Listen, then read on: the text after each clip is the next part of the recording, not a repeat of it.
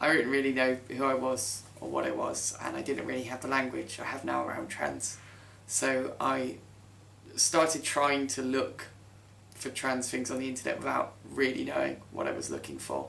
It wasn't until I was in primary school I started realizing that there were differences in the way that they treated and expected different genders to react and act. The teachers were treating different students differently.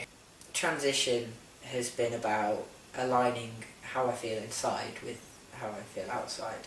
I don't believe that innately I've changed as a person, and I don't feel that I need to undertake performative gender mechanisms in which to live my life daily.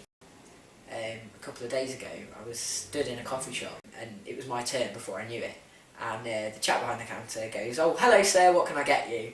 And I must have just literally been looking around and it clicked in my head, oh, he means you. There was a lad who I knew, and he always used to go and hang out with the girls, play with the girls, do the sort of dress-up thing, and I could not do that because it felt like it would matter too much to me.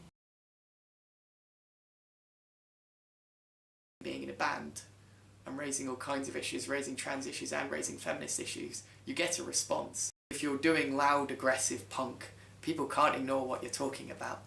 I think probably if I couldn't draw or paint, I don't think I'd be here, and that's what's got me through it. It was very conservative in the 70s, and at that point being trans really was just associated with kind of big splashes on the front of the Sun or the News of the World. People are getting used to it. The only people that ever bother are generally old men, and they just look at you. So I just wink at them.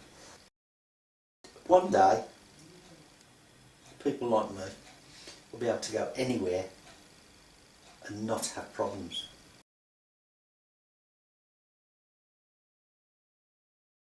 People are fascinated, people have a million and one questions, and I believe that by educating people and talking and being open about things is the way forward. There is like a light at the end of the tunnel, and it does help to surround yourself not only with trans people but people who are not trans. I think it's about educating society to better realise that we are very diverse, not only as a trans community but as a community in general.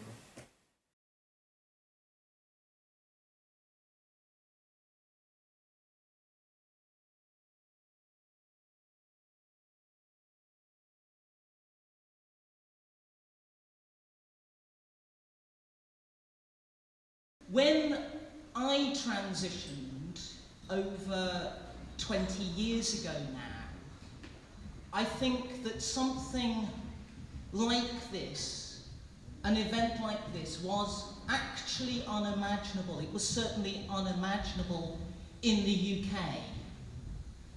It says something remarkable about the way in which our society has shifted in the last 20 years, that, well, we're doing this. It's happening.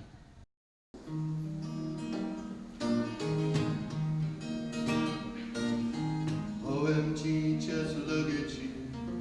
Can't drag my eyes away from that dress you're wearing. Does something to me. Please don't misunderstand.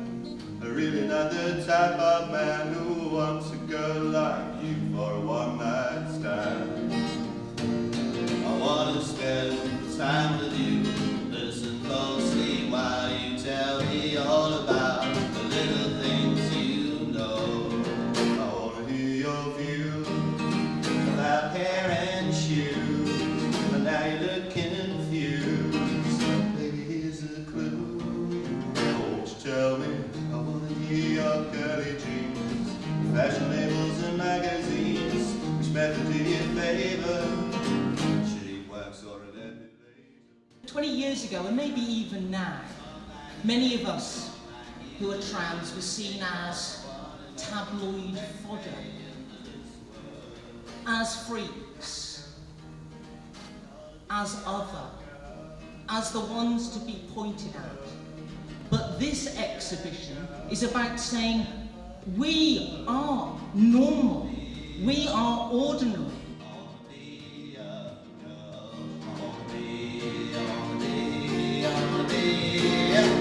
Wanna be a girl.